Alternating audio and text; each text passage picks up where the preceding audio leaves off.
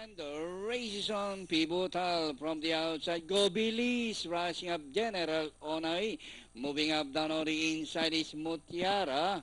It's now Mutiara followed by Royal Academy. On the outside, General Onay. In the middle is Gobilis.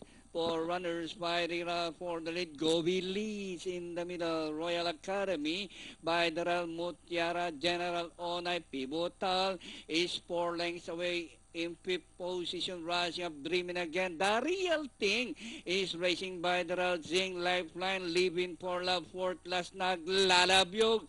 Third last down on the inside, Apple Green and Terry Toon. Rounding the far turn, General Onay is now the leader. Royal Academy. Gobilis down on the inside. 10A Pivotal from the outside. Living for love. Naglalabyog on the further outside. Gobilis by the rail. As the action swing towards the last 250 meters more to run.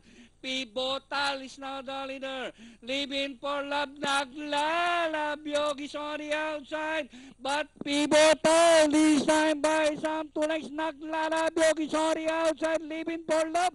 And finally, 10A Pivotal, Naglalabyog, living for love, dreaming again, and Terry Toon for your Fantafecta.